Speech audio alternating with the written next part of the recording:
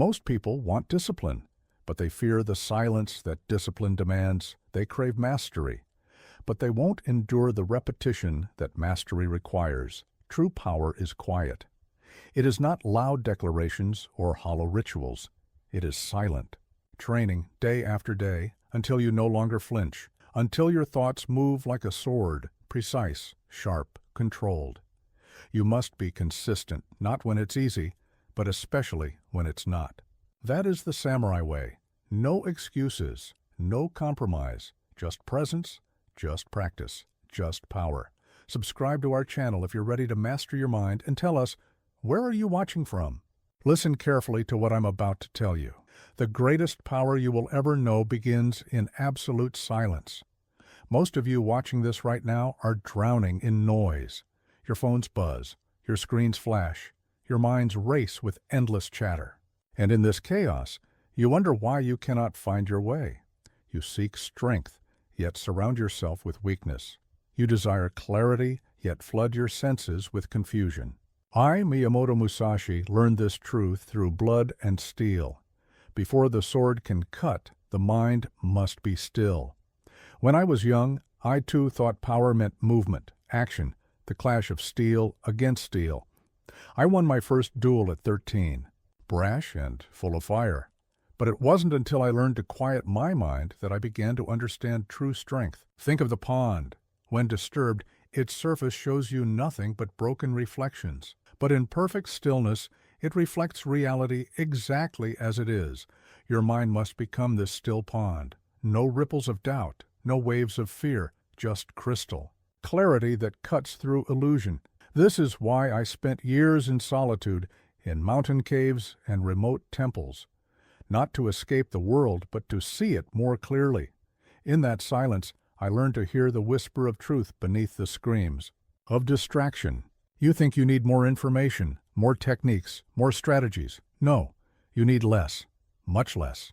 You need the courage to embrace silence. Start here. Each morning before the world wakes, sit in perfect stillness. No phone, no music, no movement. Just your breath and the quiet.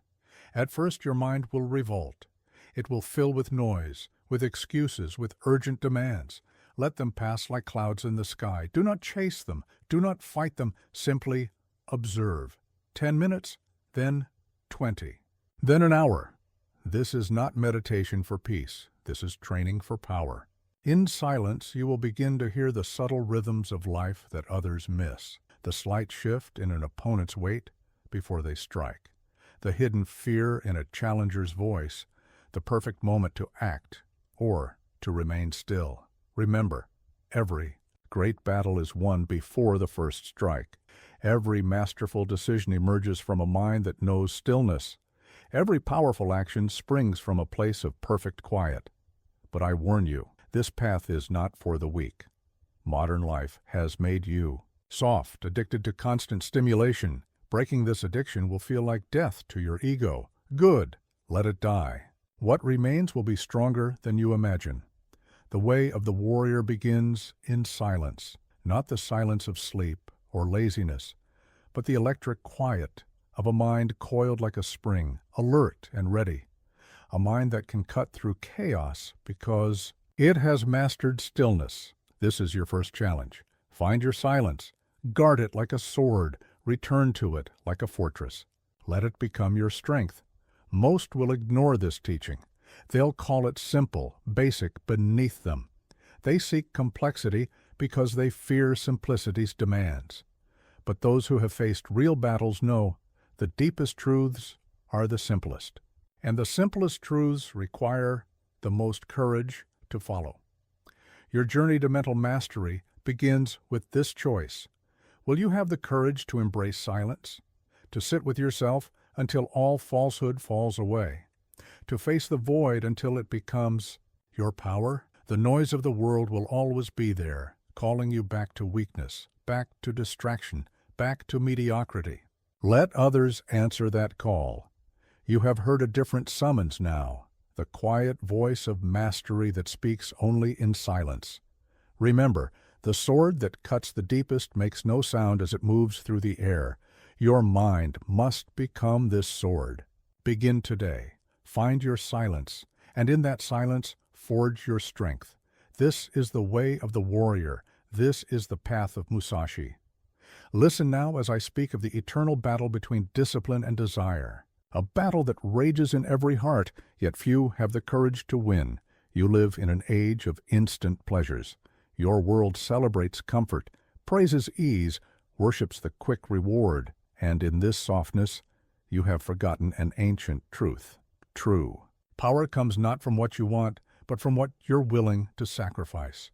I did not become Musashi by following my desires. I became Musashi by crushing them beneath the weight of discipline. When my body craved rest, I trained. When my mind begged for distraction, I focused. When my spirit yearned for company, I chose solitude. But understand this: discipline is not punishment. It is liberation. Every desire you master becomes a source of power. Every comfort you sacrifice transforms into strength. This is the alchemy of the warrior's path, turning the lead of desire into the gold of mastery. Think of the sword.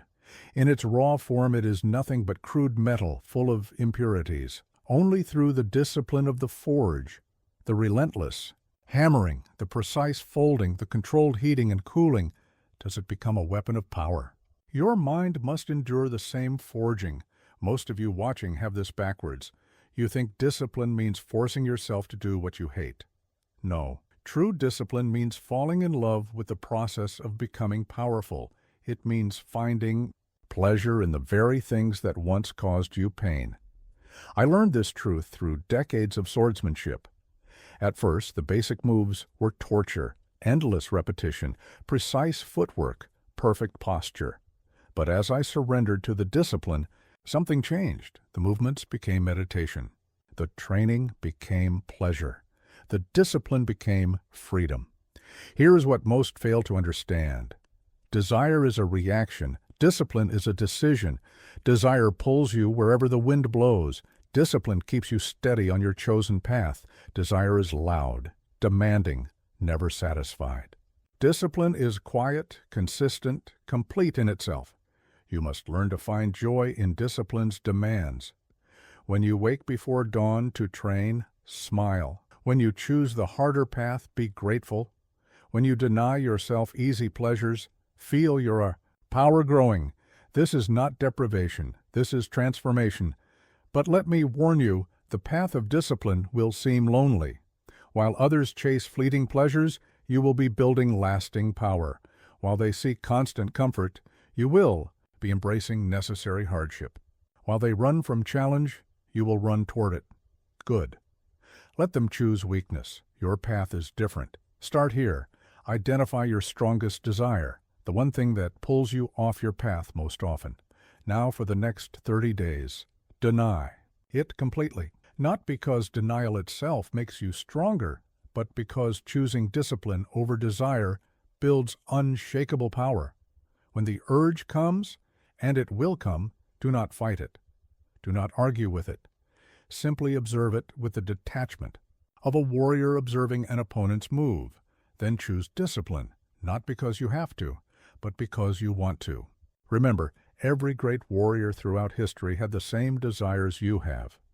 What made them exceptional was not the absence of desire, but the presence of discipline. They did not become great by following their feelings. They became great by following their principles. The modern world will tell you to indulge, to give in, to take the easy path. They call it freedom, but look closely. Those who follow every desire are the least free of all. They are slaves to their impulses, prisoners of their pleasures. True, freedom comes from discipline, from the power to choose your path regardless of your feelings, from the strength to stay consistent when everything in you wants to quit. This is the way of the warrior. Not to deny desire, but to transcend it. Not to resist temptation, but to be unmoved by it. To forge a will so strong that desires become whispers in a storm, heard perhaps, but irrelevant to your course. Choose discipline, not sometimes, not most times, but every time. Let it become your nature. Let it become your power. This is the the path I walked. This is the path that forged Musashi. This is the path that awaits you if you dare to walk it. Listen closely as I reveal the secret that separates masters from mediocrity. The power of repetition. Your modern world worships novelty, new techniques, new strategies, new tools. But in this endless chase for the new, you have forgotten what every true warrior knows. Mastery lives in the old, the basic, the repeated 10,000 times. When I was young, I sought novelty too. I wanted to learn every technique, master every style, collect every secret, but it was not until I understood the power of repetition that I became truly dangerous, not until I learned to do one thing 10,000 times instead of 10,000 things once. Think of water striking rock. A single drop does nothing, but the same drop, falling in the same place, day after day, year after year, will eventually split the strongest stone. This is the power of repetition, not the force of the blow, but the persistence of the practice. Most of you watching seek shortcuts. You want the secret technique, the hidden method, the quick path to power. But I tell you this, there are no shortcuts to mastery. There is only the willingness to do what others will not, to repeat the basic moves until they become unconscious, to practice the simple strikes until they become unstoppable. In my life, I have fought over 60 duels, never lost one, not because I knew more techniques than my opponents, but because I had practiced the basics until they became something beyond technique. While they tried to remember their moves, my body simply knew what to do. This is the difference between knowledge and mastery. Knowledge lives in the mind. Mastery lives in the bones. Knowledge comes from study. Mastery comes from repetition. Here is what most fail to understand. Repetition is not about perfecting a technique. It is about perfecting yourself. Each repetition strips away another layer of hesitation, another shadow of doubt, another trace of weakness. When you repeat a movement 10,000 times, you are not just training your body, you are training your mind to be decisive, your spirit to be consistent, your will to be unshakable. This is why the master can act without thinking, because thought has been replaced by truth. But I warn you, this path is lonely. While others chase excitement, you must embrace monotony. While they seek variety, you must choose sameness. While they jump from practice to practice, you must dig one well deep enough to reach water. Start here. Choose one fundamental skill in your field, one basic move, one core practice, one essential truth. Now commit to practicing it every day for the next year. Not when you feel like it, not when inspiration strikes. Every day, without fail, without excuse. The first month, you will be bored. Good. Boredom is the first test of your commitment to mastery. The second month, you will question yourself. Good. Doubt is the second test of your resolve. The third month, you will want to quit. Good. The urge to give up is the third test of your worth.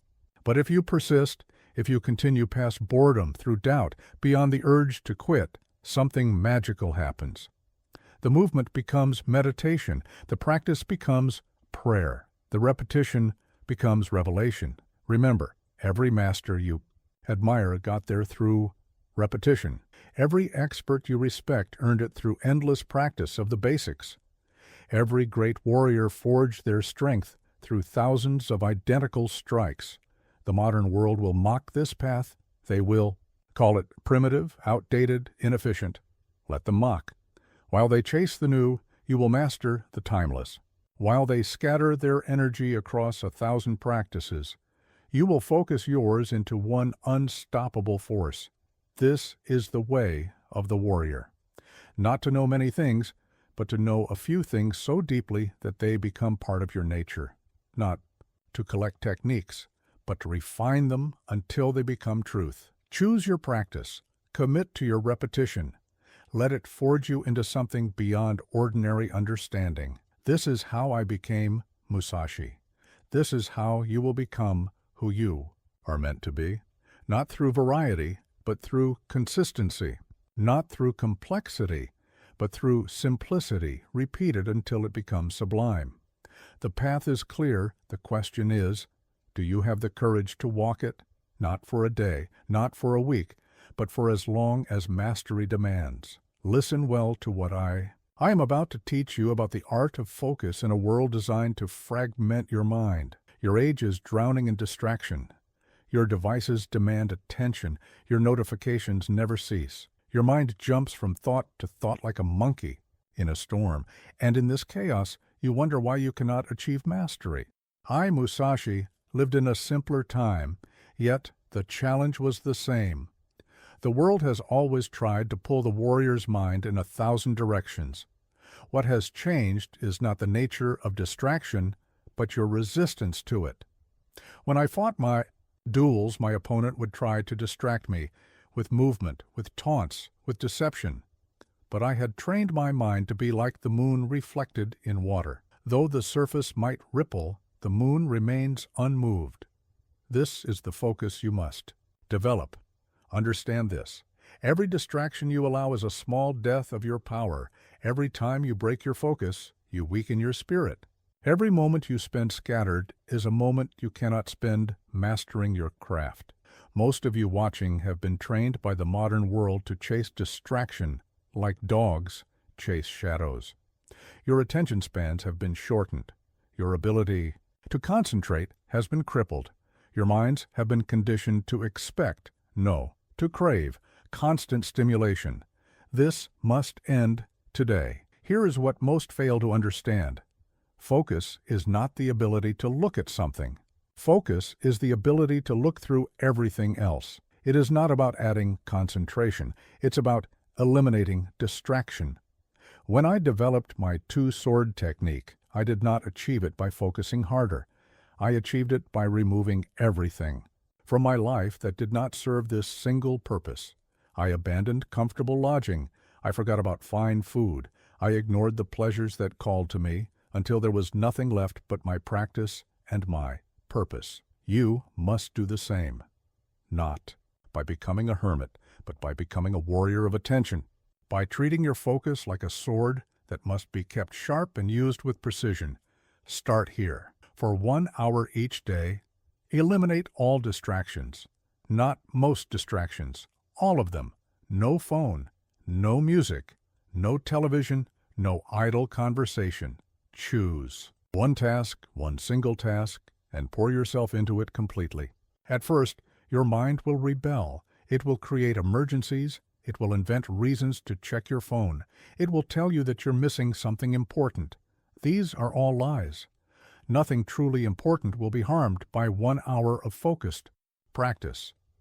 As you extend this practice, something remarkable will happen. Your mind will begin to hunger for focus, like it now hungers for distraction. You will start to feel power gathering in your spirit like water building behind a dam. But remember this warning: the world will fight you. It profits from your distraction. It grows rich from your scattered attention. It gains power from your weakness. You must fight back not with force, but with clarity. When you feel the pull of distraction, do not resist it. Do not fight it. Simply observe it with the detachment of a warrior observing an enemy's strategy. Then choose consciously and deliberately to return to your focus. This is not a battle you win once. It is a battle you must win again and again, every day, every hour, every minute. But each victory makes the next one easier. Each moment of focus builds your power for the next moment. Think of the sword cut. It is not the power of the blade that makes the cut clean. It is the focus of the cut. A sharp blade swung with a scattered mind will miss its mark. But even a dull blade, driven by perfect focus, will find its target. Your mind must become this blade, singular in purpose, clean in execution, free from the confusion that plagues lesser minds. The modern world will tell you that multitasking is a virtue, that being always available is a strength, that constantly consuming information makes you smarter. These are the lies that keep you weak. True power comes from focus, from the ability to cut through distraction like a sword through air, from the strength to choose one thing and pursue it with your whole spirit. This is the way of the warrior, not to avoid distraction, but to transcend it, not to fight against the scattered mind, but to cultivate a focused spirit so powerful that distractions become meaningless. Choose your focus. Guard it with your life. Let it become your strength. This is how I became Musashi. This is how you will become unstoppable, not by adding more to your mind, but by cutting away everything that does not serve your purpose. Listen as I reveal to you the deepest secret of the warrior's path, the power of the void. Your world fears emptiness. You fill every silence with noise, every space with objects, every moment with activity. But it is in emptiness that the greatest power resides, in the space between thoughts, in the pause between breaths, in the void that exists before action. I discovered this truth through combat. In my early days, I tried to fill every moment with technique, every movement with purpose. But true mastery came when I learned to embrace the void, the empty space where anything is possible and nothing is predetermined. Most of you watching have been taught to fear uncertainty, to run from the unknown, to fill every moment of silence with distraction. But I tell you this, the void is not your enemy. It is the source of all possibility. Think of the sword. It is not the metal that makes it useful, but the empty space it creates. It is not the solid form that gives a room its purpose, but the void within it.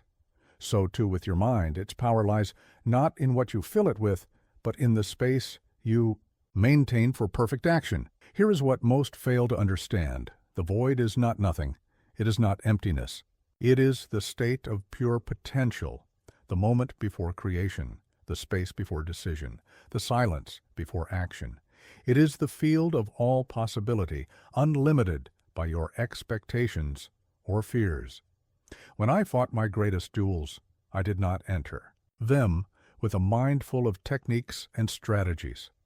I entered with a mind empty of everything except pure awareness. This is why I could respond instantly to any attack, adapt to any strategy, find the perfect action in any moment. But I warn you, this teaching is dangerous to the ego. Your mind wants certainty. Your ego craves control. Both must be surrendered if you wish to access the power of the void. Start here. In your daily practice, learn to recognize the void.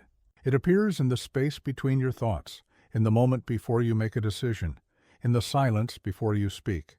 Instead of rushing to fill these spaces, learn to rest in them. At first this will feel uncomfortable. Your mind will rush to fill the void with thoughts, plans, worries. Let them come. Let them go. Return to the void. As you practice this, something remarkable will happen. You will begin to move from this place of emptiness with a power you never knew you had. Your actions will become effortless, your decisions clear, your presence undeniable.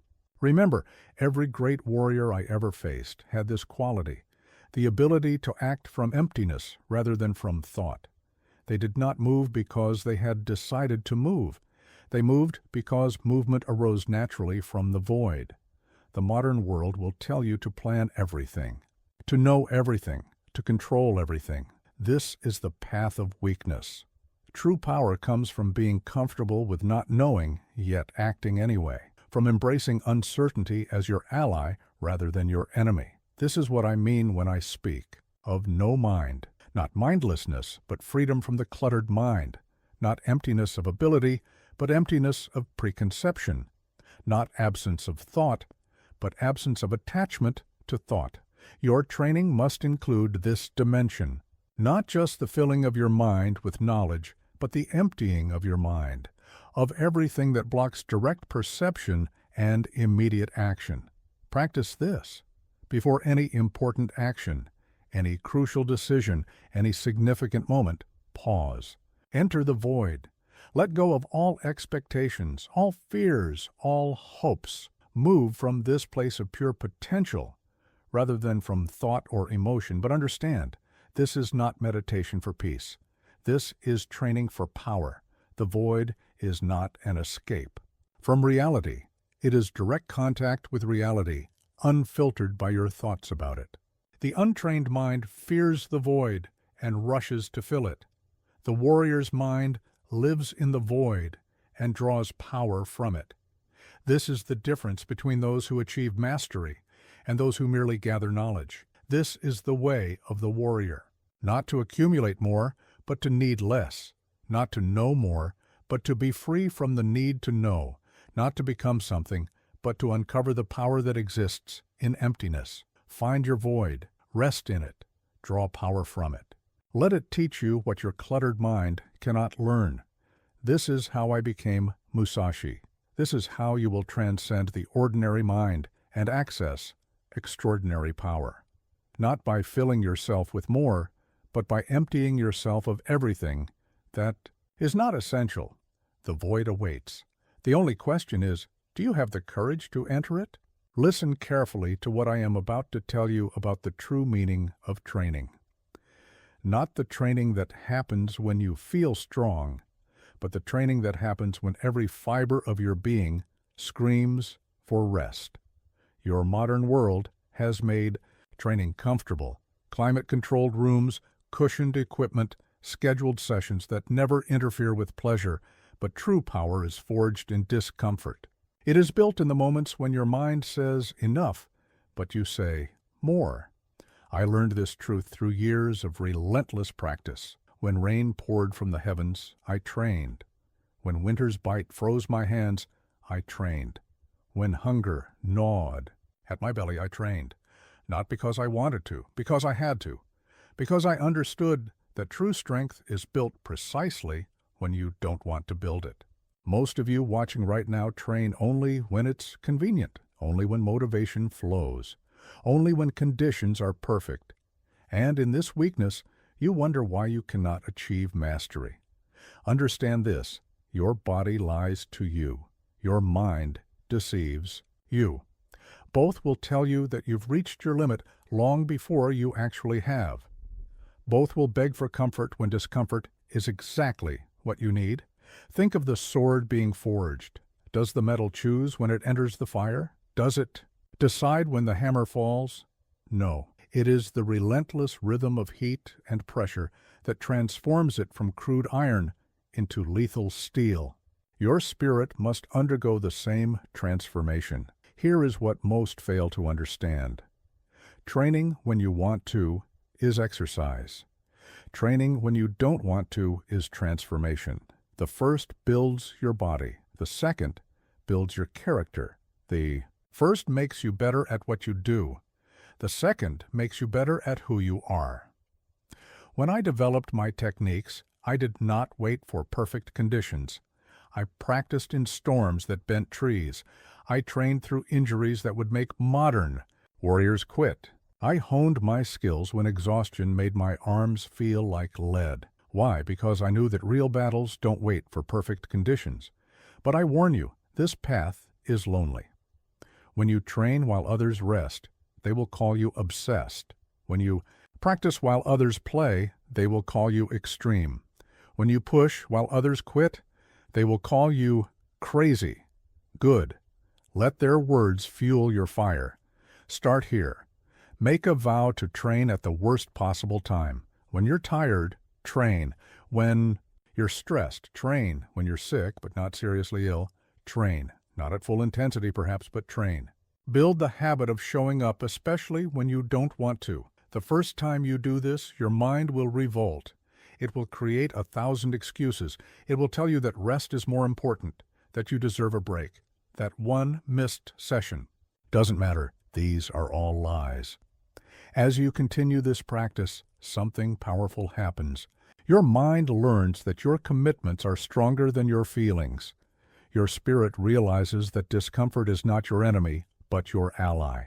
Your character develops an unshakable foundation. Remember, every great warrior throughout history trained beyond comfort. They did not become exceptional by following their feelings. They became exceptional by following their principles regardless of their feelings. The modern world will tell you to listen to your body, to honor your feelings, to never push too hard. This is the path to mediocrity. True power comes from pushing precisely when your feelings say stop, from training exactly when your body seeks rest, from practicing specifically when your mind begs for ease. This is not about destroying yourself. This is about transcending yourself, about breaking through the artificial limits your mind has created, about discovering what you're truly capable of. Your training must become like the sunrise, inevitable, unstoppable, immune to excuse. The world can throw any obstacle in your path, but like the sun, you will rise, you will train, you will grow stronger. Practice this. When you feel the resistance rising, when the excuses start flowing, when the desire to quit grows strong, smile. You have just encountered a perfect opportunity for growth. These moments of reluctance are not obstacles to your training. They are your training. But understand, this is not about punishment. This is about liberation. Every time you train, when you don't want to, you free yourself from the tyranny of feeling. Every time you push through resistance, you build power that goes beyond the physical. This is the way of the warrior, not to avoid discomfort, but to embrace it. Not to wait for perfect conditions, but to train regardless of conditions. Not to be ruled by feelings, but to rule them through unwavering discipline. Choose your path. Commit to your training. Let nothing, not rain, not fatigue, not doubt, not pain, stop you from walking it. This is how I became Musashi. This is how you will become unstoppable. Not by training when it's easy, but by training especially when it's hard.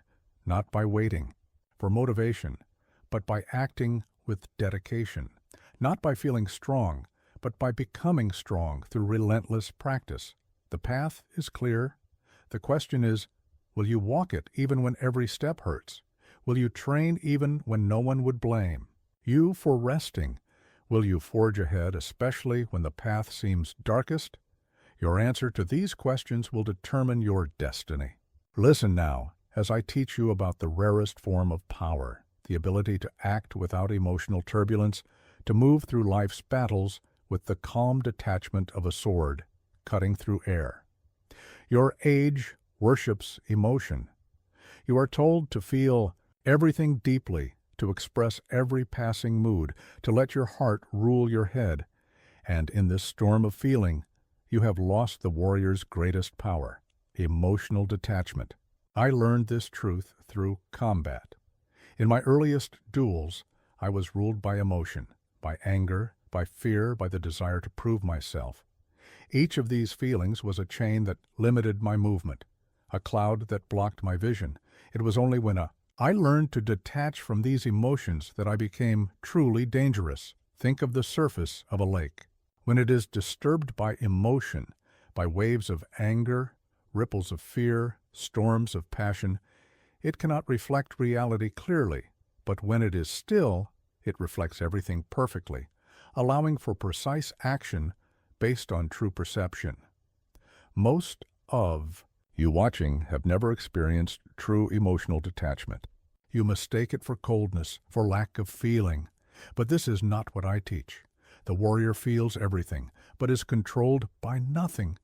Here is what most fail to understand. Emotional detachment is not the absence of feeling. It is the mastery of feeling, not suppression, but transcendence, not emptiness, but clarity beyond emotion. When I faced death in combat, I felt fear. When I was challenged, I felt anger. When I was praised, I felt pride. But I learned to let these emotions pass through me like arrows through mist, acknowledged but not attaching, touching everything but changing nothing. But I warn you, this path is counterintuitive. Your entire culture tells you to embrace emotion, to let it guide you, to make it the foundation of your decisions. You must be willing to stand apart from this common wisdom. Start here. Begin to observe your emotions without identifying with them. When anger rises, don't say, "I am angry." Say, "Anger is present." When fear emerges, don't say, "I am afraid." Say, "Fear is arising." Create distance between your awareness and your emotions.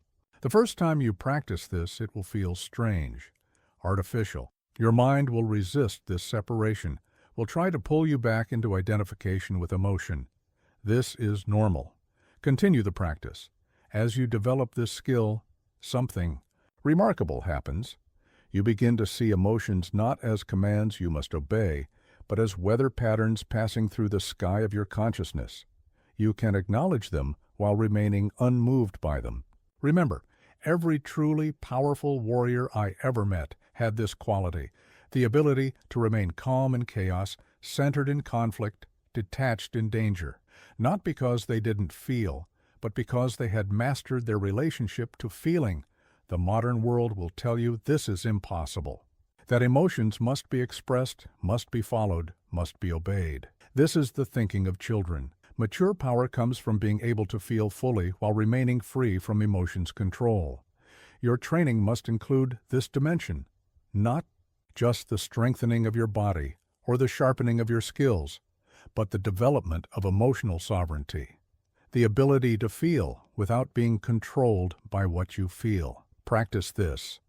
When emotions arise strongly, do not fight them, do not suppress them.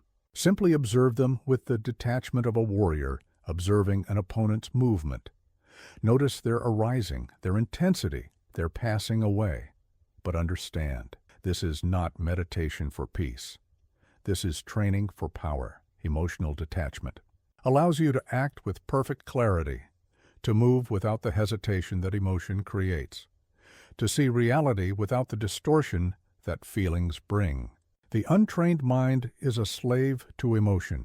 The warrior's mind feels emotion, but is enslaved by nothing. This is the difference between those who are ruled by circumstance and those who rule regardless of circumstance. This is the way of the warrior.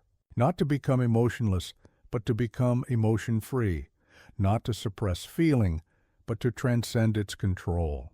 Not to empty yourself of emotion, but to fill yourself with something more powerful than emotion. Find your center. Rest in it. Let emotion swirl around you while remaining unmoved at your core. This is how I became Musashi. This is how you will develop power beyond ordinary understanding, not by avoiding emotion, but by mastering it, not by suppressing feeling, but by transcending its dominion over your actions. The path to emotional mastery lies before you. The only question is, do you have the courage to feel everything while being controlled by nothing? Listen now as I reveal the truth about solitude, not as an escape from the world, but as a forge for unshakable power. Your age fears being alone. You surround yourself with constant connection, endless chatter, perpetual distraction. You mistake noise for growth, company for strength, constant contact for progress. In this chaos of connection, you have forgotten the warrior's secret. True power is forged in solitude. I spent years in isolation, not because I feared people, but because I understood that the deepest truths can only be discovered in silence. In the mountains, in remote temples, in the wilderness, this is where I forged my strongest techniques, where I developed my deepest insights. Most of you watching have never experienced true solitude. You think being alone with your phone is solitude. You think an hour without company is isolation. You have no idea of the power that awaits in genuine, sustained solitude. Understand this. Solitude is not punishment. It is not banishment. It is the most powerful teacher you will ever encounter. In solitude, you meet yourself without masks. You face your weaknesses without excuses. You discover your strength without validation. Think of a sword being forged. The most crucial moments happen in isolation, in the heat of the forge, in the skill of the craftsman, in the perfect timing of hammer and anvil. No audience is present, no approval is needed. Excellence demands solitude. Here is what most fail to understand. Solitude is not about physical isolation alone. It is about mental sovereignty.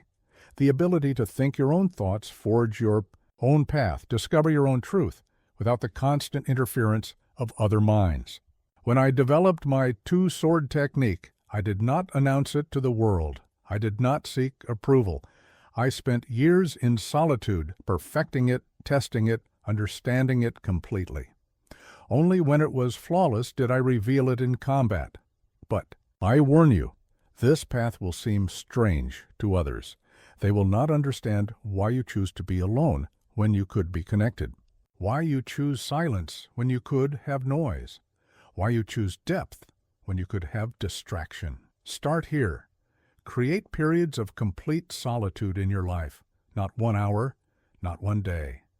Extended periods where you face yourself without distractions, no phone, no music, no books, just you, your practice, and the silence. The first days will be torture. Your mind, addicted to stimulation, will revolt. It will create phantom emergencies, urgent reasons to reconnect, desperate needs for distraction. This is normal. Push through it. As you continue this practice, something profound happens. The noise in your mind begins to settle. The constant chatter fades. A deeper awareness emerges, an awareness that can perceive truth directly, without the distortion of others' opinions. Remember, every great warrior I ever knew had this capacity for solitude.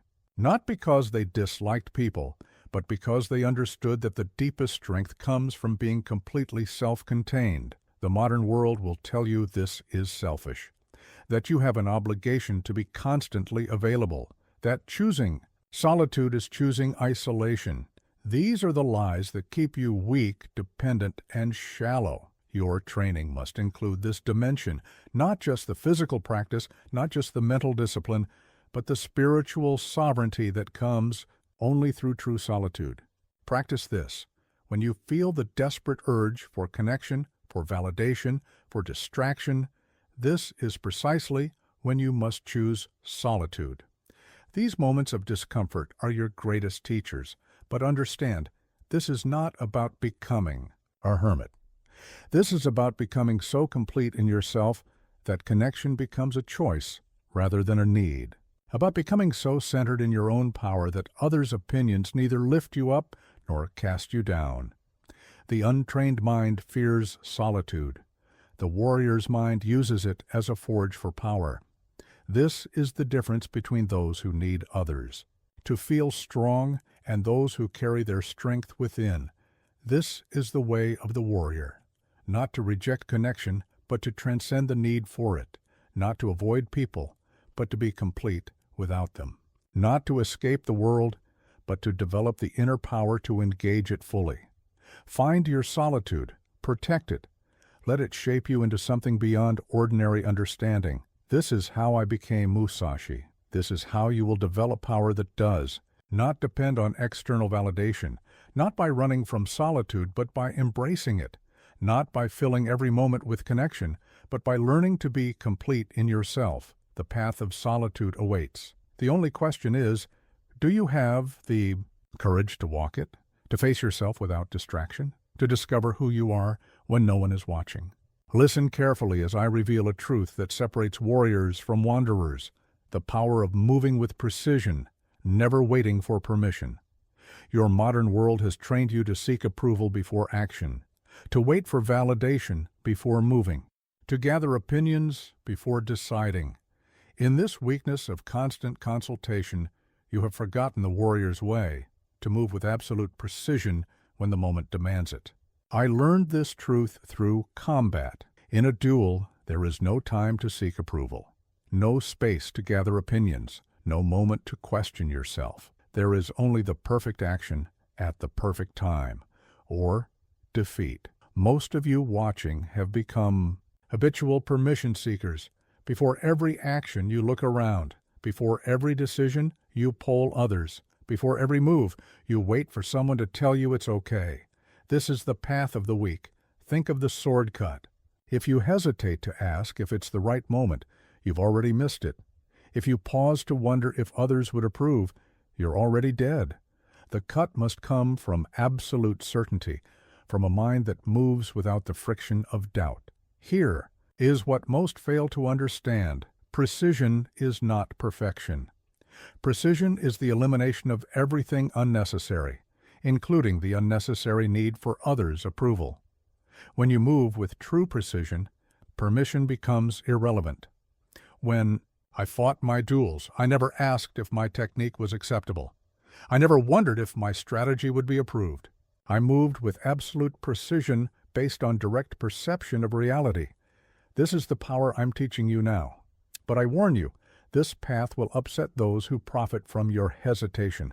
Your sudden ability to move without seeking approval will threaten those who maintain power through permission giving. Good. Let their discomfort be a sign of your growing strength. Start here. Begin to notice how often you seek permission when none is needed, how frequently you wait for approval before taking obvious action, how regularly you delay precision for permission. Then, systematically eliminate these habits. The first time you move without seeking approval, it will feel wrong, dangerous. Your mind, conditioned to wait for permission, will create phantom dangers and imagined consequences. This is normal. Move anyway. As you practice this, something remarkable happens. Your movements become cleaner, your decisions sharper. Your actions gain a power that permission-seeking can never provide, the power of pure precision. Remember, every great warrior throughout history moved from certainty, not from consultation. They did not become powerful by gathering approvals. They became powerful by developing absolute precision in thought and action. The modern world will tell you this is reckless, that you must always seek consensus, always gather opinions, always wait for approval. These are the chains that keep you bound to mediocrity. Your training must include this dimension, not just the physical precision of movement, but the mental precision of decision, the ability to see clearly and act cleanly without the contamination of unnecessary permission-seeking. Practice this. When you know something must be done, when you see clearly what action is needed, move. Don't wait. Don't seek validation. Don't look for permission. Let precision guide you, not approval, but understand.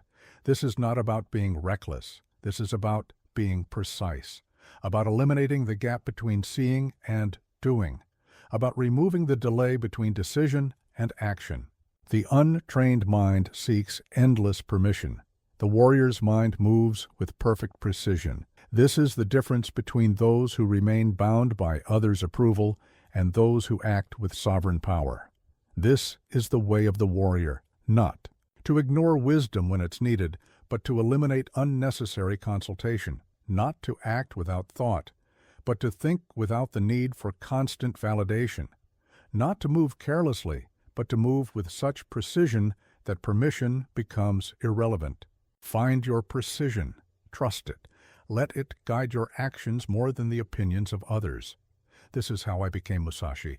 This is how you will develop power beyond ordinary understanding, not by gathering endless permissions, but by cultivating perfect precision. Not by waiting for approval, but by moving with absolute clarity. The path of precision lies before you. The only question is, will you have the courage to move when others wait, to act when others hesitate, to trust your precision more than others' permission? Remember, the sword doesn't ask if it may cut. The rain doesn't seek permission to fall. The warrior doesn't wait for approval to act. There is only the perfect movement at the perfect moment. Everything else is hesitation dressed as wisdom. Your time of seeking permission must end. Your era of perfect precision must begin. This is the way of the warrior, to move like lightning, to strike like thunder, to act with such clarity that the very question of permission becomes meaningless. Listen now as I reveal the most crucial battlefield you will ever face, the endless war that rages within your own mind. Before I ever lifted a sword against another, I learned to conquer the enemies within: doubt, fear, hesitation, attachment. These are the true opponents every warrior must defeat. Yet most of you have never recognized them, let alone learn to master them. Your modern world focuses on external battles, career advancement, social status, material acquisition. But I tell you this, every external battle is first won or lost in the mind. Every victory and every defeat begins in this internal arena. Think of the mind as a dojo. Just as a training hall must be kept clean and orderly for effective practice, your mind must be maintained with ruthless discipline. Every negative thought is a weapon left lying about. Every doubt is a hole in your defense. Most of you watching have never truly confronted your internal enemies. You distract yourself from them, you medicate them, you pretend they don't exist. But these enemies grow stronger in the shadows of denial. They must be faced directly. Here is what most fail to understand. The mind is not your ally until you make it so. Left untrained, it will betray you at every crucial moment. It will fill you with doubt when you need confidence. It will breed fear when you need courage. It will create confusion when you need clarity. When I fought my most challenging duels, my greatest battle was not with my opponent's sword, it was with my own mind, the voice that whispered doubt, the fear that urged retreat, the attachment that resisted risk. These were my true enemies. But I warn you, this internal warfare never ends. You don't defeat these enemies once and claim eternal victory. You must fight them every day, every hour, sometimes every minute. This is why it's called practice, not perfection. Start here. Begin to recognize your mental enemies, name them, watch them, learn their patterns of attack. When does doubt arise? How does fear manipulate you? Where does hesitation strike? This awareness is the beginning of victory. The first time you truly observe your mind, you will be shocked by the chaos, the constant chatter, the endless doubts, the perpetual fears. This is normal. Don't fight it yet. Just observe. As you develop this practice, something powerful happens. You begin to see these mental enemies not as parts of yourself, but as intruders to be defeated. You learn to distinguish between your true voice and the voice of weakness. Remember, every great warrior I ever knew had this quality, the ability to maintain absolute clarity and purpose regardless of their mind's attempts at sabotage. They didn't eliminate fear. They transcended it. They didn't silence doubt. They moved despite it. The modern world will tell you to listen to your inner voice. But which one? The voice of courage or the voice of comfort? The voice of growth or the voice of safety? You must learn to distinguish between the warrior's voice and the weakling's whisper. Your training must begin here, not with techniques, not with strategies, but with the fundamental battle for control of your own mind. Every other aspect of warrior training is built upon this foundation. Practice this. When mental enemies attack, doubt, fear, hesitation, don't fight them directly. Observe them like a warrior observing an opponent's technique. Learn their patterns, then act despite them. But understand, this is not about creating an empty mind. This is about creating a disciplined mind. A mind that can hold fear without being controlled by it. A mind that can acknowledge doubt without being paralyzed by it. The untrained mind is a chaotic battlefield where wars are lost before they begin. The warrior's mind is a disciplined dojo where victory is forged before combat begins. This is the way of the warrior, not to eliminate mental enemies, but to master them. Not to silence the mind, but to sharpen it. Not to escape internal battle, but to win it decisively, day after day. Train your mind. Rule your thoughts. Let nothing internal defeat you before external battle begins. This is how I became Musashi. This is how you will develop power beyond ordinary understanding. Not by avoiding mental combat, but by mastering it. Not by silencing internal enemies, but by defeating them with disciplined awareness. The battlefield of your mind awaits. The only question is, will you finally face these enemies? Will you develop the discipline to defeat them? Will you forge a mind worthy of a warrior's spirit?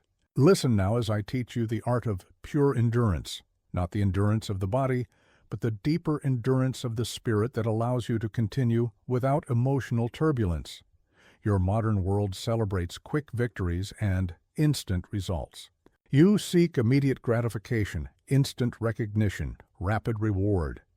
In this weakness of impatience, you have forgotten the warrior's greatest power, the ability to endure without emotional attachment to the length of the journey. I learned this truth through years of relentless training, through countless battles, through endless refinement of technique. Not once did I ask, how long must I endure?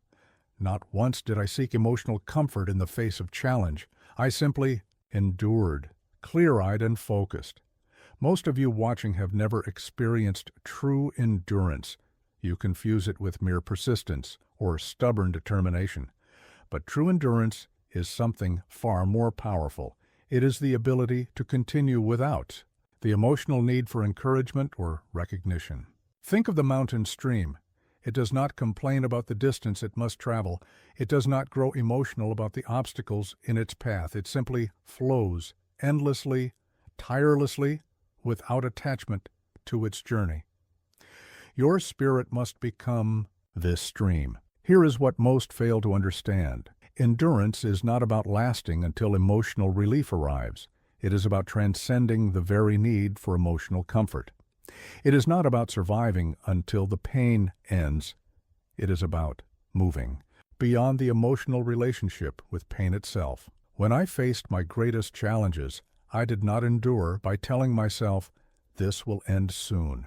I endured by eliminating my emotional attachment to both the challenge and its end. There was only the present moment, only the next step, only the continuing path. But I warn you, this teaching will seem cold to those who have never tasted true power. They will say you must feel your journey, must emotionally process your struggles, must seek comfort in your challenges. These are the thoughts of the weak. Start here. Begin to notice your emotional relationship with endurance. When do you seek comfort? When do you need encouragement? When do you require emotional support to continue? These are not strengths. They are weaknesses to be transcended. The first time you try to endure without emotional crutches, it will feel impossible. Your mind, conditioned to seek emotional comfort, will create storms of feeling, desperate for relief. This is normal. Endure. Anyway, as you practice this, something remarkable happens. You begin to discover a form of endurance that doesn't require emotional fuel, a power that continues not because it feels right, but because it is right. Remember, every great warrior I ever knew had this quality, the ability to continue without emotional dependency. They did not need to feel good to keep going. They did not need to feel strong to be strong. They simply endured, pure and clear. The modern world will tell you this is unhealthy, that you must always honor your feelings, always seek emotional support, always find ways to feel better about your challenges. These are the chains that keep you emotionally dependent and spiritually weak. Your training must include this dimension, not just the physical capacity to continue, but the spiritual power to endure without emotional attachment, to move forward without the need for emotional comfort or validation. Practice this. When you face a challenge, do not seek emotional relief. Do not look for ways to feel better about it. Simply endure clean and clear like the mountain stream flowing over rocks. But understand, this is not about becoming emotionless. This is about transcending emotional dependency, about finding a form of endurance that doesn't require constant emotional maintenance. The untrained mind needs emotional support to endure. The warrior's mind endures without emotional crutches. This is the difference between those who can be broken by circumstances and those who remain unbroken regardless of circumstances. This is the way of the warrior. Not to deny emotions, but to transcend the need for emotional comfort. Not to become cold, but to become so strong that emotional support becomes unnecessary. Find your pure endurance. Cultivate it. Let it become your natural state. This is how I became Musashi. This is how you will develop power beyond ordinary understanding, not by seeking emotional comfort in your challenges, but by transcending the need for it. Not by feeling good about your endurance, but by enduring regardless of feeling. The path of pure endurance lies before you. The only question is, will you have the courage to walk it without emotional crutches? To continue without constant comfort? To endure not because it feels right, but because it is right.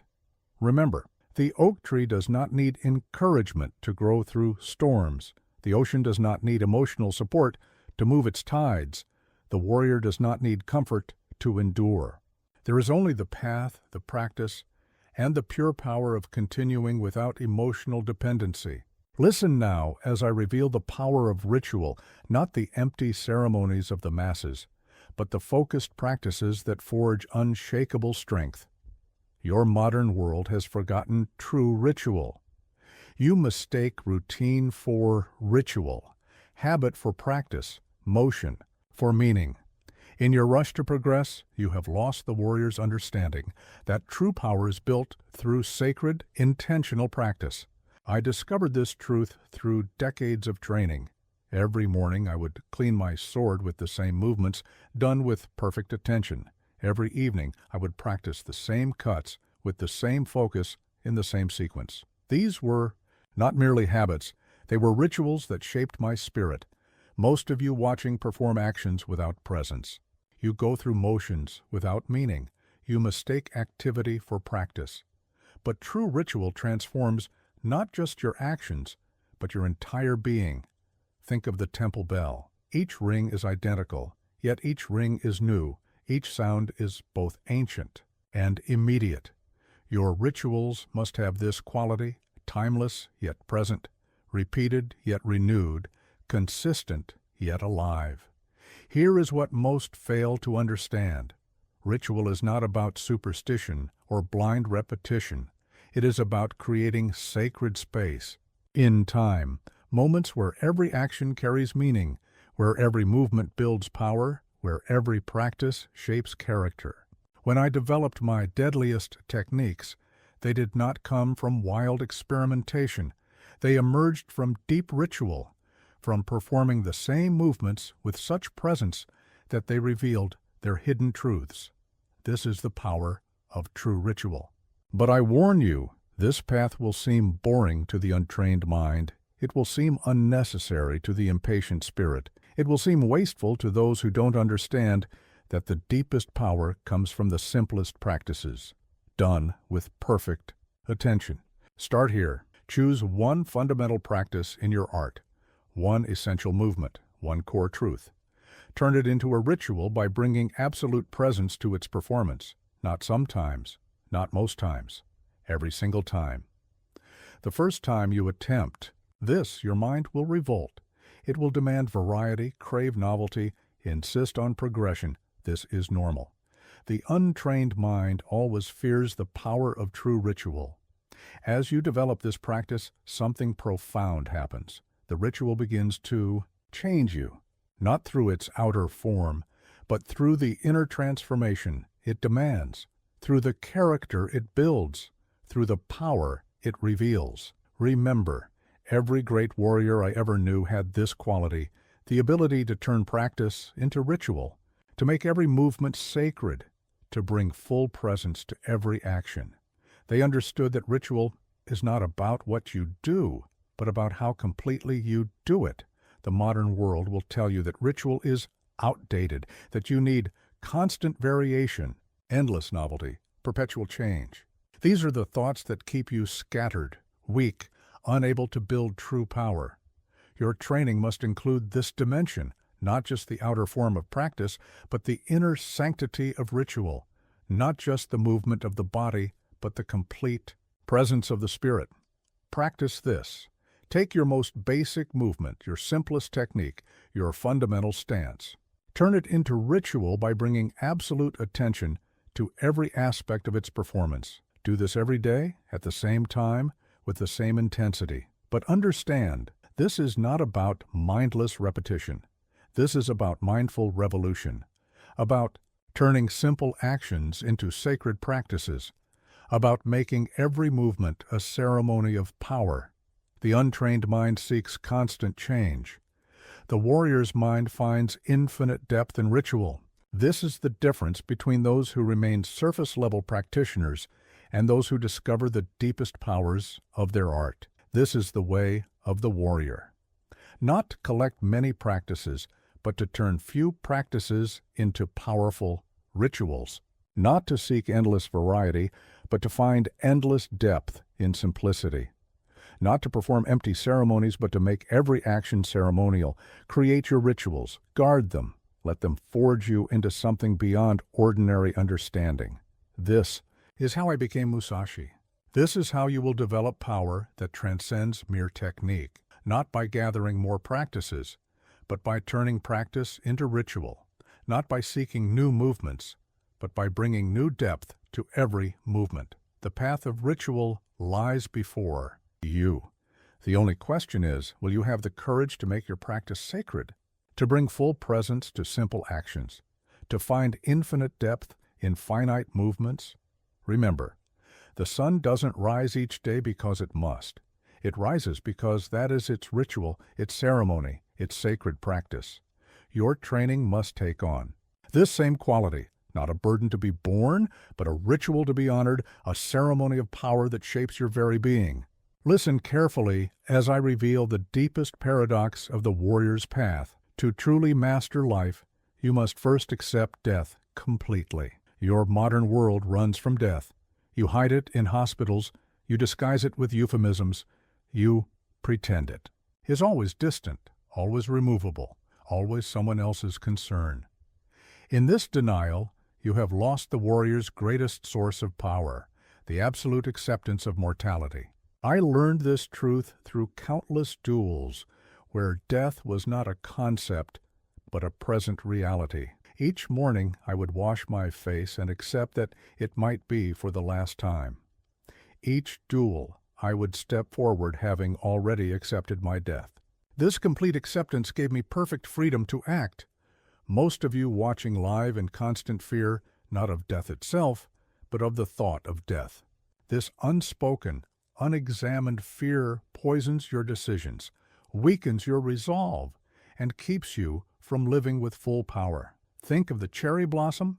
It achieves perfect beauty precisely because its time is short. It does not try to hold on, does not fight against its nature. In its complete acceptance of its mortality lies its power to move us. Your life must have the same quality. Here is what most fail to understand. Accepting death is not about being morbid or reckless. It is about achieving perfect freedom of action. When you have truly accepted death, all lesser fears fall away. All hesitation vanishes. All that remains is pure living. When I fought my most dangerous duels, I did not enter them trying to survive. I entered them having already accepted death. This freed me to act with perfect clarity, to move without the hesitation that comes from trying to preserve what cannot be preserved. But I warn you, this teaching will disturb those who have built their lives on the denial of death. They will call it negative, dangerous, unnecessary. They cannot understand that the warrior's acceptance of death leads to the most positive, powerful, and necessary freedom possible. Start here. Begin each morning by accepting that this day might be your last, not as a morbid thought, but as a clarifying truth. Let this acceptance sharpen your choices, strengthen your actions, eliminate all that is unnecessary. The first time you practice this, your mind will resist violently. It will create distractions, generate fears, do anything to avoid facing this fundamental truth. This is normal. Continue the practice. As you develop this acceptance, something remarkable happens. You begin to live with unprecedented clarity and power. Petty fears fall away. Trivial concerns vanish. What remains is pure, focused, powerful, living. Remember, every truly great warrior I ever knew had this quality, the ability to act with perfect freedom because they had already accepted the ultimate consequence. They did not achieve fearlessness by denying death, but by embracing it completely. The modern world will tell you to think positive, to focus on life, to deny death until it cannot be denied. This is the thinking that keeps you half alive, half powerful, half free. Your training must include this dimension, not just the physical techniques, not just the mental strategies, but the spiritual acceptance that liberates you to use them with full power. Practice this. When fear arises, any fear, trace it to its root. You will find that beneath every fear lies the fear of death. Accept death completely, and that particular fear loses its power over you. But understand, this is not about becoming reckless or fatalistic. This is about becoming perfectly clear and absolutely free. When you accept death, you paradoxically become more alive, more powerful, more able to act with perfect precision. The untrained mind runs from death. The warrior's mind accepts it completely. This is the difference between those who live in constant fear and those who act with perfect freedom. This is the way of the warrior, not to seek death, but to accept it so completely that life becomes perfectly clear. Not to be reckless with life, but to be so accepting of death that every moment of life gains extraordinary power. Find your acceptance, let it free you, let it show you what true power really means. This is how I became Musashi. This is how you will develop power beyond ordinary understanding, not by denying death, but by accepting it so completely that you become absolutely free to live. The path of complete acceptance lies before you. The only question is, will you have the courage to face this ultimate truth? To accept death so completely that life becomes an expression of perfect freedom? To move beyond the fear that keeps most people living at half power? Remember, the warrior does not court death, but neither does he flee from it. He accepts it as the other edge of life's sword, and in that acceptance finds the freedom to live and act with complete power. Your denial of death must end. Your life of complete freedom must begin. This is the paradox that unleashes the warrior's greatest power. In accepting death totally, you become truly free to live fully.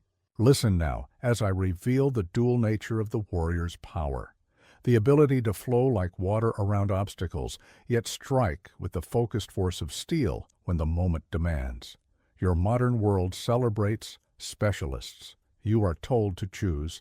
Be either flexible or firm, adaptable or powerful, fluid or forceful. In this false choice, you have forgotten the warrior's truth. True power comes from being both water and steel, adaptable in approach, yet decisive in action. I discovered this truth through combat. Against rigid opponents, I flowed like water, finding the spaces between their attacks.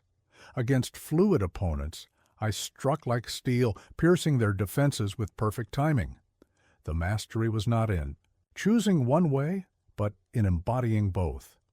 Most of you watching move through life either too rigid or too flexible. You either break because you cannot bend, or bend so much you cannot strike with power. The warrior's way is to master both qualities. Perfect adaptability and perfect decisiveness. Think of the river. It flows around every obstacle, adapts to every container, yields to every stone in its path. Yet this same water, when focused, can cut through solid rock, can power mighty engines, can reshape entire landscapes. Your mind must have the same quality. Here is what most fail to understand. Adaptation is not weakness. Firmness is not strength. True power lies in knowing when to flow and when to strike, when to yield and when to advance, when to be water and when to be steel. When I faced opponents who expected me to be rigid, I became formless. When they expected me to be soft, I became adamant. This ability to shift between states while maintaining perfect clarity of purpose is the essence of true martial mastery. But I warn you, this path demands complete presence. You cannot flow like water while your mind is rigid with preconceptions. You cannot strike like steel while your spirit is scattered with doubt. You must develop perfect clarity to know when to be which. Start here. Begin to observe your natural tendency. Are you habitually rigid or habitually yielding? Whichever you are, practice being the opposite. If you naturally resist, learn to flow. If you naturally yield, learn to stand firm. The first time you attempt this shifting, it will feel unnatural. Your mind, comfortable in its habitual state, will resist this fluidity. This is normal. Continue the practice. As you develop this skill, something remarkable happens. You begin to sense naturally when to flow and when to strike. Your adaptability becomes strength. Your firmness becomes wisdom. You become like a sword that knows when to cut and when to redirect. Remember, every truly great warrior I ever knew had this quality. the ability to be both water and steel, to flow and to strike, to yield and to advance. They were never trapped in a single way of being, yet they were never unclear about their purpose. The modern world will tell you to find your style, to stick to your strength, to be consistent in your approach. This is the thinking that makes you predictable, inflexible, and ultimately defeatable. Your training must encompass both natures, not just the ability to fight, but the wisdom to know when to flow, not just the power to endure, but the sensitivity to know when to adapt. Practice this. When you feel the urge to be rigid, experiment with flowing. When you feel the tendency to yield, experiment with standing firm. Let each situation teach you which quality it demands. But understand, this is not about being uncertain or wavering. This is about having such clarity that you can embody either quality perfectly as the moment demands, like water that knows exactly when to flow and exactly when to strike. The untrained mind is trapped in one way of being. The warrior's mind flows freely between states while maintaining perfect clarity of purpose. This is the difference between those who can be defeated by changing circumstances and those who remain effective regardless of conditions. This is the way of the warrior, not to choose between water and steel, but to master both, not to be trapped in flexibility or firmness, but to move freely between them, not to be defined by a single approach, but to be capable of any approach that effectiveness demands. Find your dual nature, cultivate it, let it make you undefeatable. This is how I became Musashi. This is how you will develop power beyond ordinary understanding, not by choosing one way over another, but by mastering all ways. Not by being either water or steel, but by knowing when to be each. The path of dual mastery lies before you. The only question is, will you have the courage to transcend the comfort of a single way, to develop the clarity that knows when to flow and when to strike, to become both water and steel in perfect harmony? Listen now as I reveal a paradox that will transform your understanding of power. True mastery comes from complete detachment from outcomes paired with absolute obsession with execution. Your modern world is fixated on results. You focus on goals, on achievements, on visible victories. In this attachment to outcomes, you have lost the warrior's wisdom that true power comes from perfect action, regardless of result. I learned this truth through thousands of hours of practice. Each sword cut was not about achieving something, it was about expressing perfect form. Each duel was not about winning, it was about executing with absolute precision. The results took care of themselves. Most of you watching are trapped in outcome thinking. You worry about winning before you've mastered movement. You focus on achievement before you've perfected action. You seek results before you've refined process. This backwards thinking keeps you weak. Think of the archer. The moment he becomes concerned with hitting the target, his form suffers. The instant he worries about results, his execution weakens. Only when he focuses purely on perfect form does the arrow find its mark naturally. Here is what most fail to understand. Attachment to outcomes creates tension. Tension disrupts flow. Disrupted flow weakens execution. Weakened execution prevents mastery. But perfect execution, performed with detachment, naturally creates perfect results. When I reached my highest levels of swordsmanship, I no longer thought about winning or losing. I thought only about the purity of each movement, the perfection of each cut, the precision of each step. Victory was not a goal to be grasped, but a natural consequence of perfect execution. But I warn you, this teaching seems to contradict everything your world believes about success. They will tell you to focus on goals, to visualize outcomes, to attach yourself to results. They do not understand that attachment is the enemy of excellence. Start here. Choose one fundamental movement in your practice. Remove all thought of achievement or advancement. Focus only on executing this movement with absolute precision, not to gain anything, not to achieve anything, simply to express perfection in action. The first time you attempt this, your mind will rebel. It will demand to know the purpose, the goal, the intended outcome. This is normal. Your ego always seeks attachment to results. As you develop this practice, something profound happens. Your execution begins to reach levels impossible through outcome-focused training. When you release the need for results, you access a deeper level of performance. Remember, every truly great warrior I ever knew had this quality, the ability to act with perfect precision while remaining completely detached from the outcome. They were not uncaring about results. They simply understood that results flow naturally from perfect execution. The modern world will tell you this is impractical, that you must focus on goals, on outcomes, on measurable results.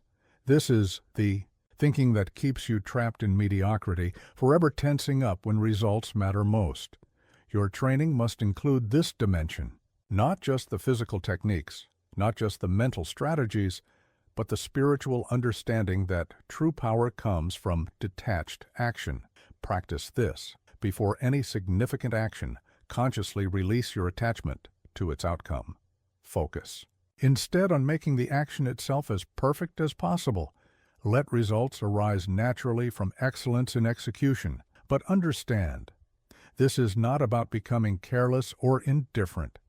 It is about discovering a deeper truth that the purest form of care expresses itself through perfect action, not through attachment to results. The untrained mind is caught in the web of outcomes.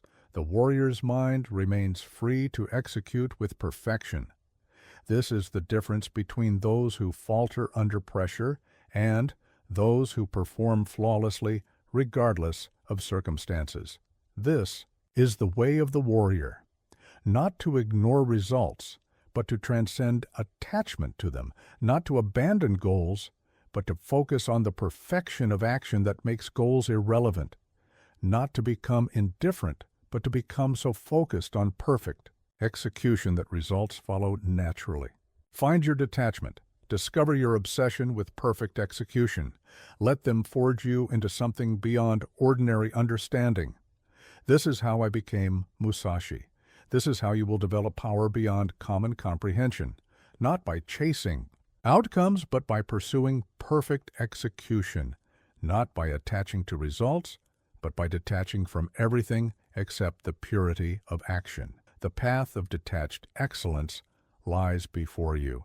The only question is, will you have the courage to release your attachment to outcomes, to focus purely on the perfection of execution, to trust that results will flow naturally from excellence in action? Remember, the sun does not shine to create warmth. Warmth is the natural result of its perfect radiance. The river does not flow to reach the ocean. Reaching the ocean is the natural consequence of its perfect flowing. The warrior does not act to achieve results. Achievement is the natural outcome of perfect action. Listen now as I reveal the most subtle yet most potent form of power, the ability to command space through pure presence. Your modern world is obsessed with noise, with speaking, with showing, with proving. You mistake volume for power, movement for mastery, noise for strength. In this confusion, you have forgotten the warrior's deepest truth. True power requires no announcement. I learned this through years of combat and contemplation. When I walked into a room, people felt my presence before I spoke a word. When I stood before an opponent, they sensed my power before I moved a muscle. This is not mysticism. It is the natural radiation of absolute cultivation. Most of you watching have never experienced true presence. You confuse it with charisma, with personality, with social skills. But presence is something far more fundamental. It is the natural authority that emerges when you have forged yourself completely. Think of the mountain. It does not shout its strength. It does not announce its power. It simply exists, massive and unmistakable, commanding respect through pure presence. Your spirit must develop this same quality. Here is what most fail to understand. Presence is not something you perform. It is something you embody. It is not a mask you wear, but a force you cultivate. It emerges not from what you do, but from what you have become. When I achieved true mastery, I no longer needed to prove anything. My presence itself was my power. People felt it instinctively, like animals sense an approaching storm. This is the level of development I'm pointing you toward, but I warn you, this teaching will seem impossible to those who believe power comes from external things. They cannot understand that the deepest authority requires no badges, no titles, no demonstrations. Start here. Begin to notice when you feel the need to prove your power, to demonstrate your strength, to convince others of your worth. These are all signs that true presence has not yet been developed. The first time you attempt to simply be present without trying to prove anything, your ego will revolt. It will demand that you show your power, display your knowledge, prove your worth. This is normal. Continue the practice. As you develop true presence, something remarkable happens. You begin to affect spaces and people without effort. Your mere existence becomes a form of action.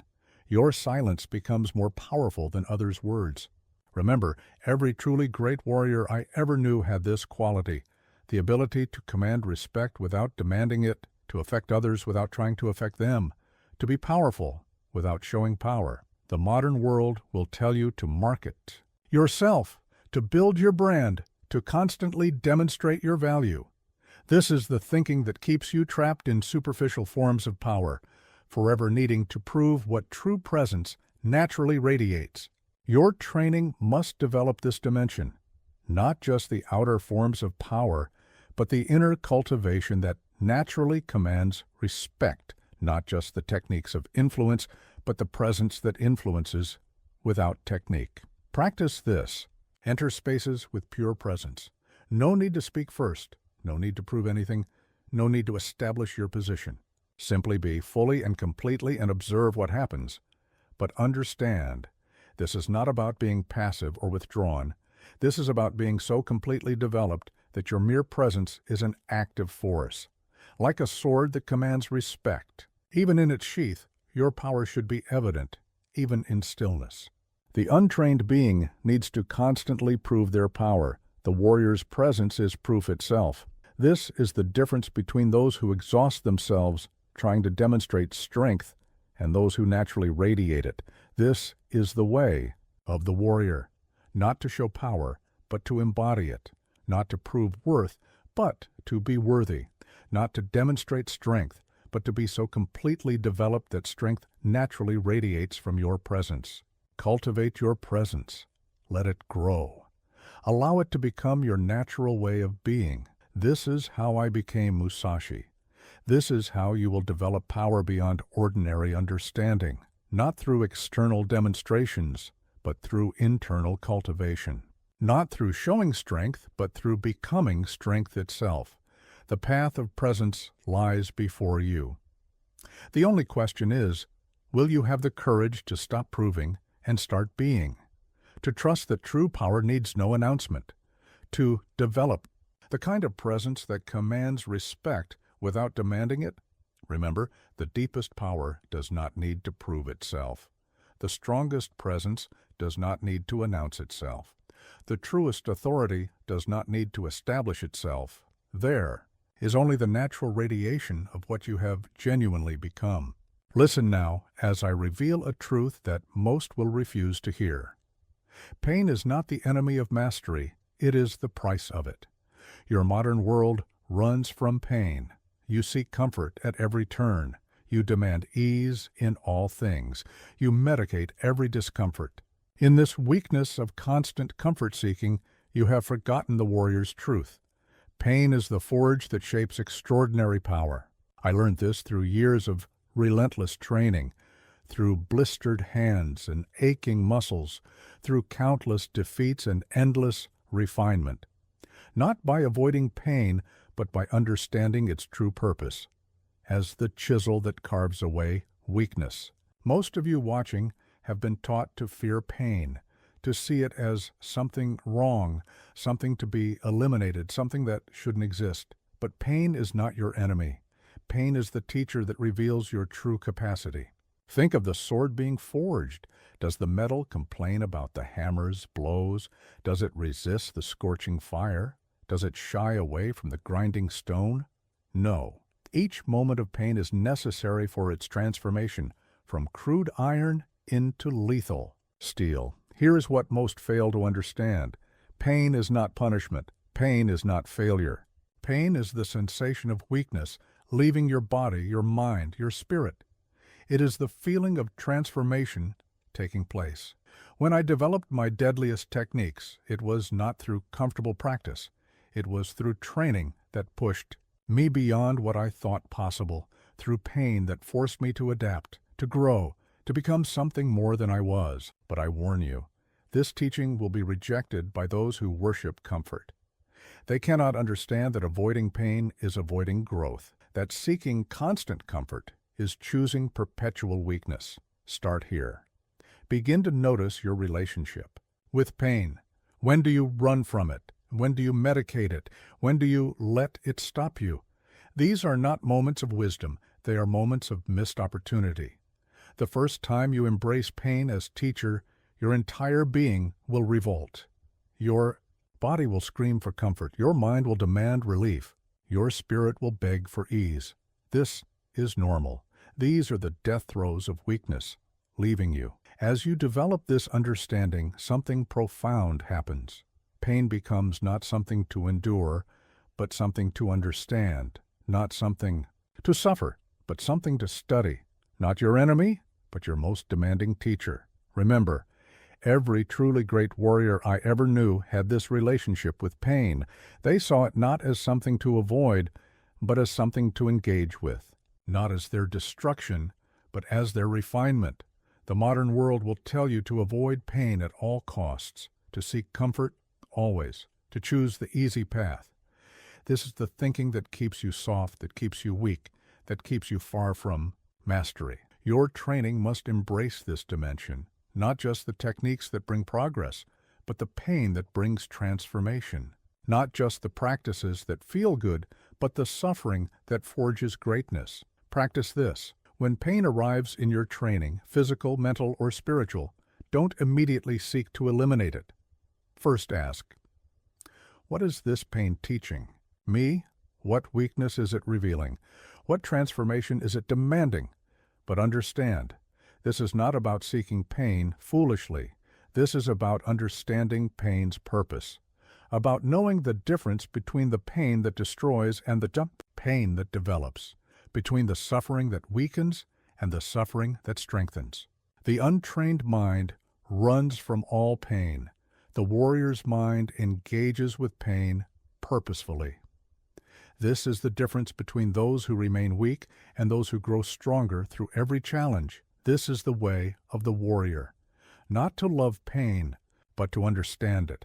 Not to seek suffering, but to use it. Not to be destroyed by pain, but to be rebuilt by it into something stronger.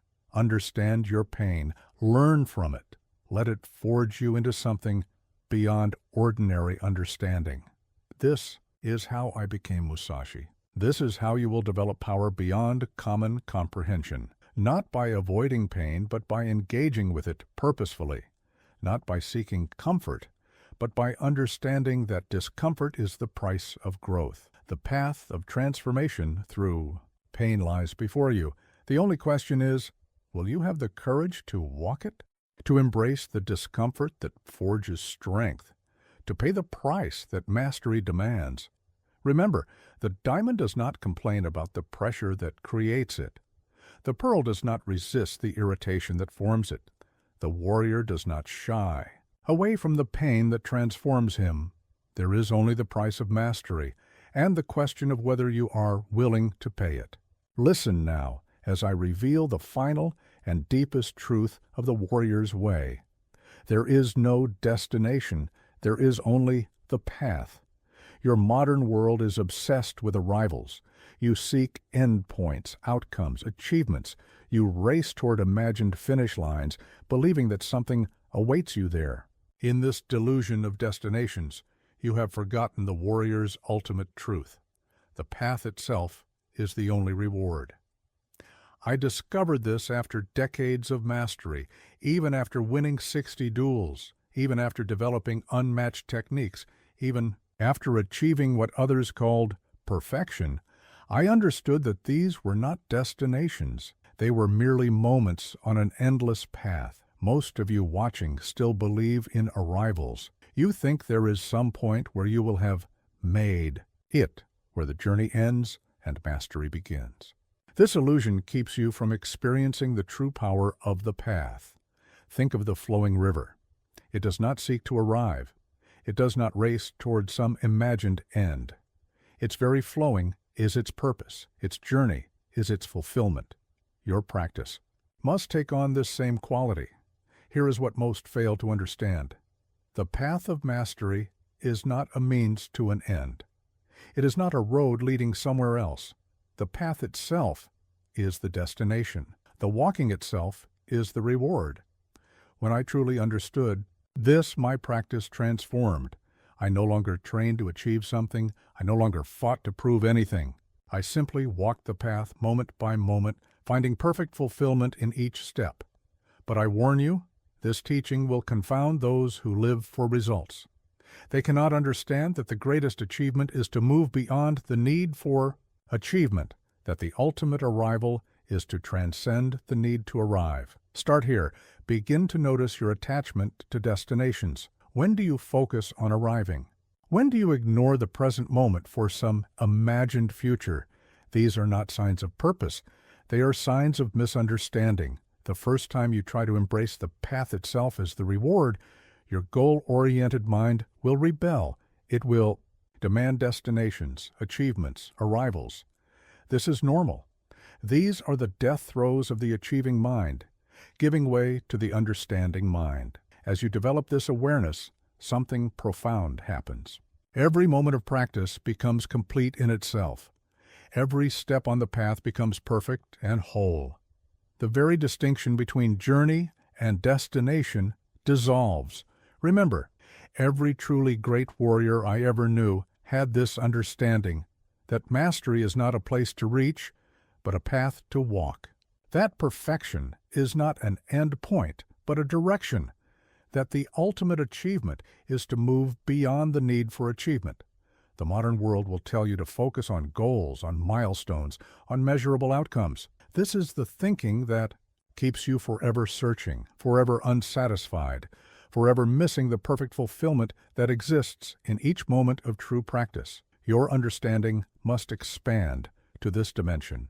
Not just the techniques of the path, not just the strategies of advancement, but the profound realization that the path itself is the only destination that matters. Practice this. Enter each moment of training as if it were complete in itself. Not a step toward somewhere else, not a means to an end. Simply a perfect moment of practice, complete and whole in itself. But understand, this is not about becoming passive or complacent.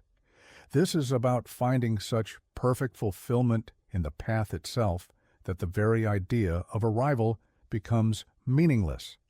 Like a musician who plays not to finish the song, but for the sheer joy of playing, the untrained mind always seeks to arrive. The warrior's mind finds complete fulfillment in the path itself. This is the difference between those who remain forever seeking and those who find perfection in each moment. This is the way of the warrior, not to seek mastery, but to walk the path of mastery, not to pursue perfection, but to express perfection in each step, not to await some future arrival, but to be perfectly complete in each moment. Find your path, walk it completely, let each step be perfect and whole in itself. This is how I became Musashi. This is how you will transcend the endless seeking that keeps most people from true power.